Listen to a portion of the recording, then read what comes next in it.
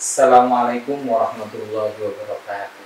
Waalaikumsalam warahmatullahi wabarakatuh. Alhamdulillah, pada kesempatan kali ini kita bisa berjumpa kembali, bisa bincang santai kembali bersama Kiai Ali Asyad. Assalamualaikum Kiai. Waalaikumsalam warahmatullahi wabarakatuh.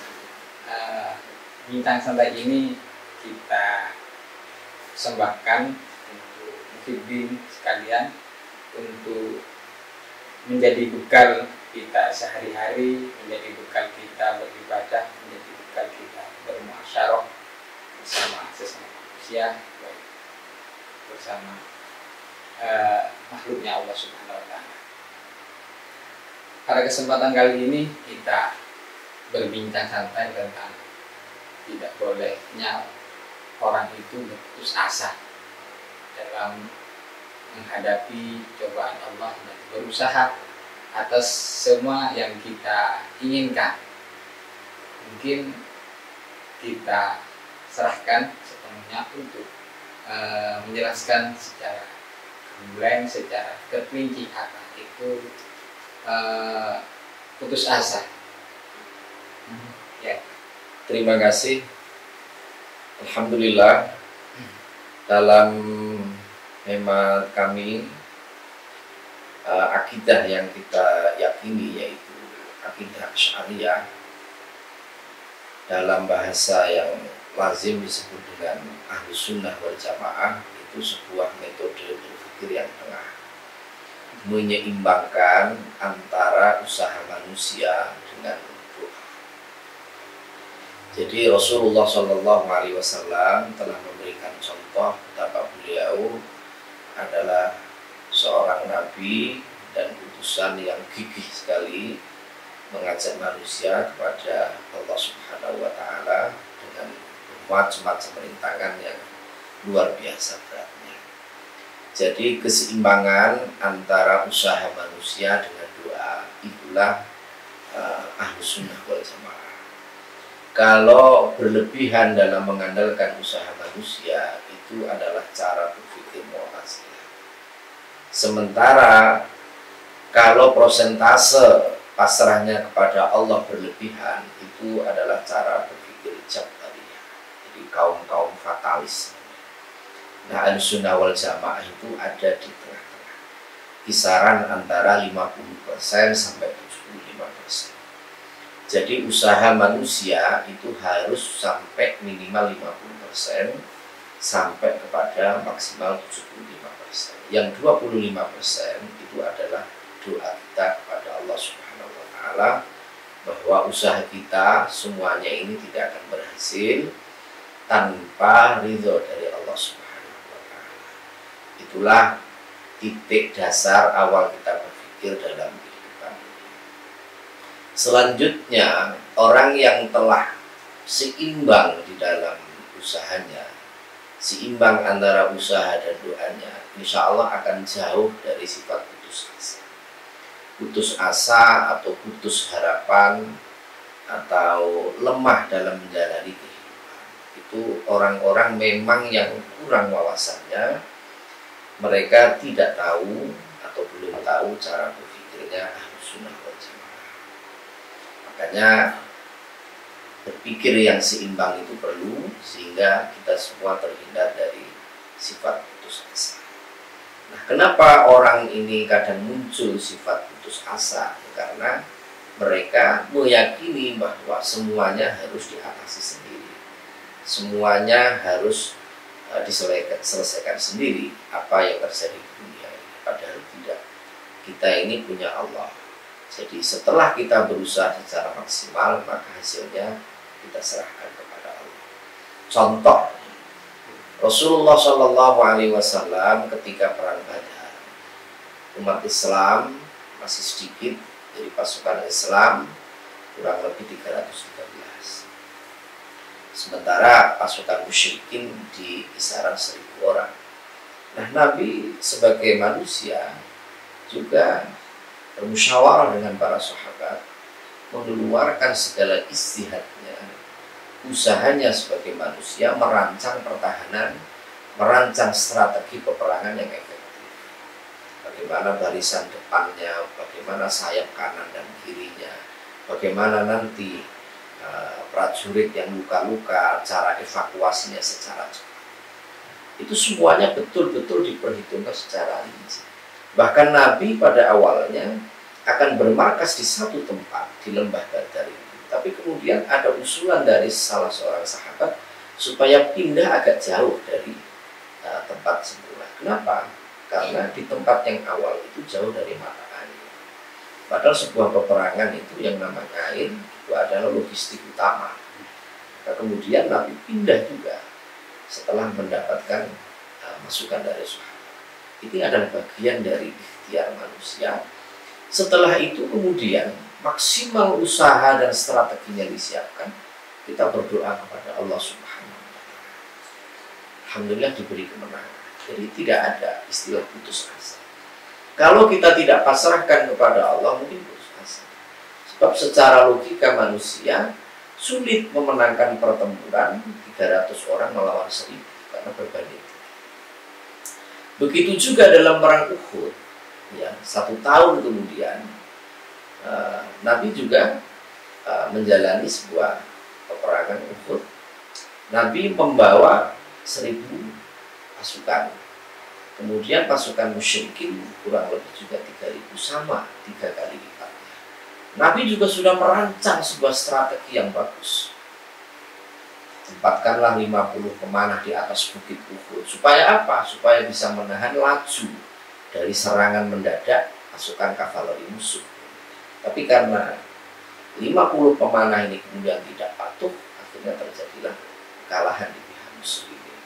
Nah, kemenangan atau kekalahan itu hasil akhir berdasarkan takdirnya Allah, tetapi Nabi tidak pernah berputus asa. Semuanya dilakukan dengan semangat dan tidak melupakan Allah.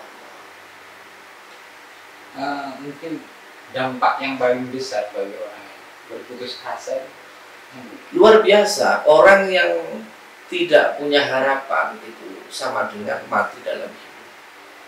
Orang atau kita ini semangat dalam hidup karena punya harapan. Seorang santri misalkan semangat ngaji dan seterusnya karena dia berharap nanti hidupnya di masyarakat bisa bermanfaat. Orang-orang yang tidak punya harapan ini lemes hidupnya.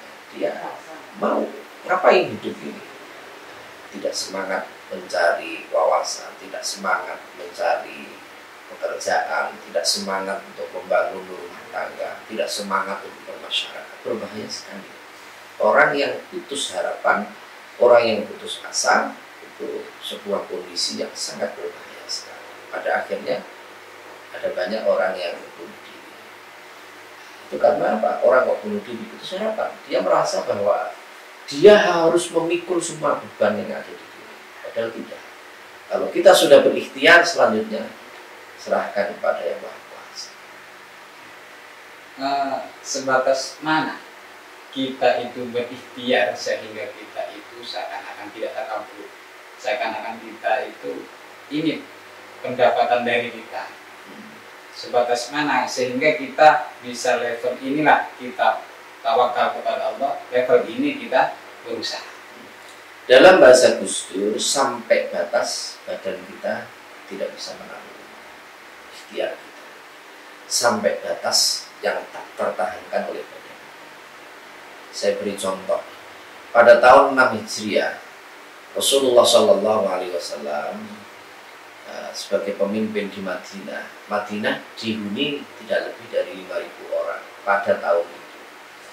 Terdengar sebuah kabar bahwa Madinah akan diserbu oleh gabungan musyrikin yang terkenal dalam perang Ahzab, atau nanti oleh sejarah ditulis dengan perang Khandaq. Musyawarah beliau. Nah ini musyawarah. Tidak langsung berdoa kepada Allah, ya Allah terserah engkaulah, nasib kami pasrahkan, tidak. Bermusyawarah. Bagaimana sistem pertahanannya? Apakah dihadapi di luar Madinah seperti Badar atau Uhud, ataukah bagaimana? Mayoritas berpendapat kita hadapi di dalam kota. Jadi perangnya nanti perang kota. Kemudian ada sahabat lain yang bernama Salman Al-Farisi memberikan usulan selanjutnya bahwa kalau pertahanan di dalam kota, dalam keadaan sekarang ini, maka sulit rasanya menang. Maka harus dibuat parit supaya musuh yang jumlahnya sangat banyak itu kurang lebih 10.000 orang itu tidak leluasa menyerbu. Nah, di antara di pos-pos tertentu di parit-parit itu nanti dibuatkan pos-pos pertahanan. Dan itu dilaksanakan oleh Nabi. Sehingga Rasulullah SAW siang malam menggali.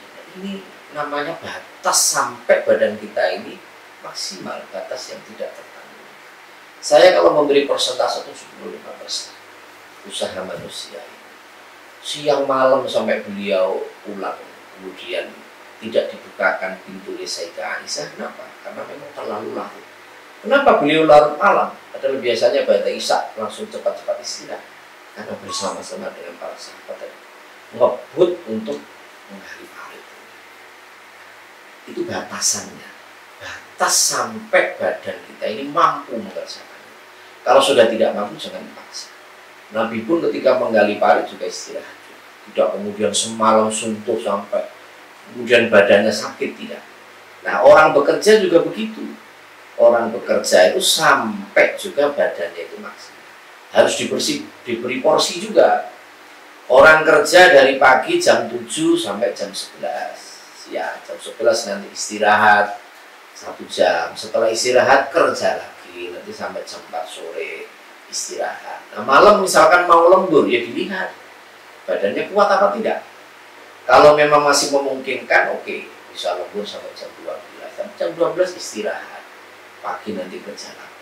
Jadi ada takaran-takaran di mana tiap orang bisa berbeda. Saya misalkan beda dengan Ustadz Yusuf. Dalam kadar kemampuan fisiknya bisa beda-beda.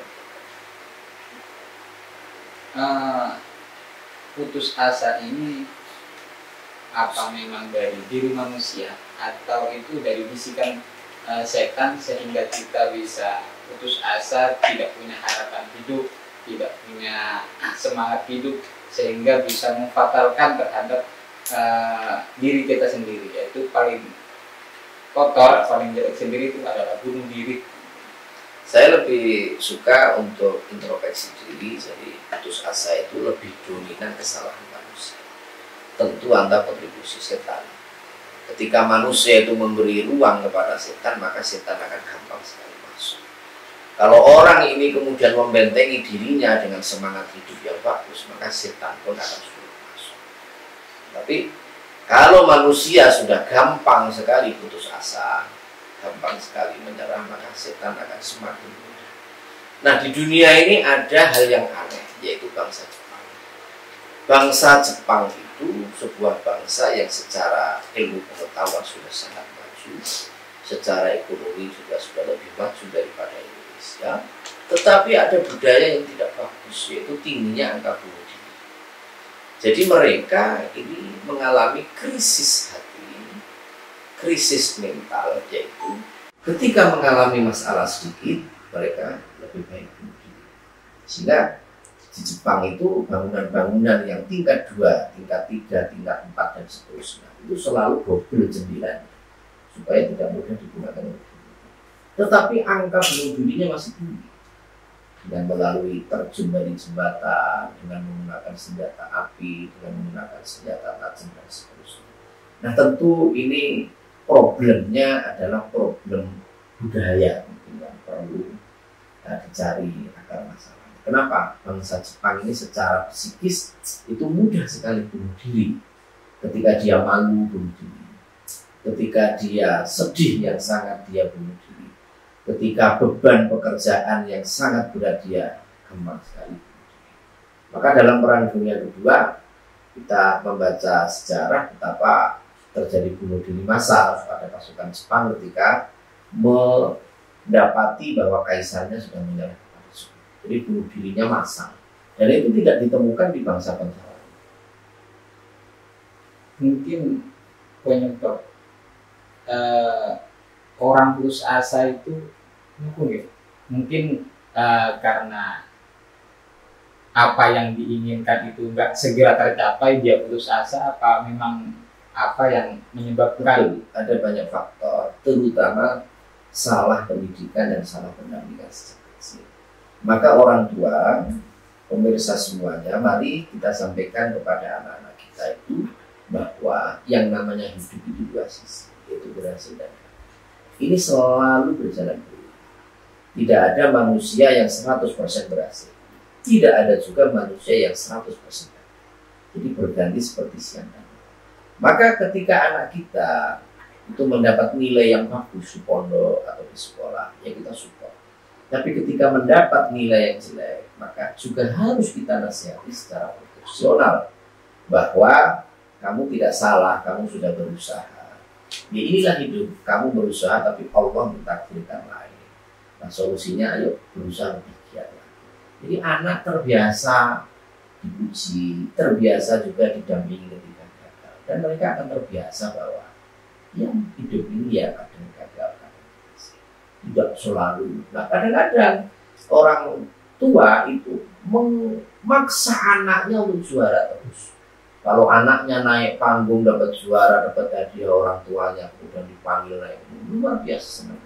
Ketika anaknya gagal dimaki-maki, nah, itu sebuah pendampingan pendidikan yang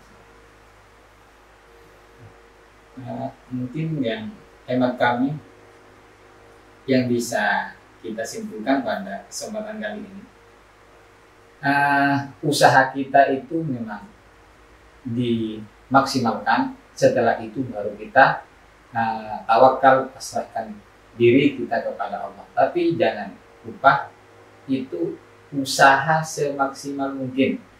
Baru setelah itu baru kita pasrahkan kepada Allah. Ketika nanti pasrah dulu tapi nanti tidak ada usaha, berarti nanti fatal gitu. betul. Yang betul yang pertama tadi. Oke.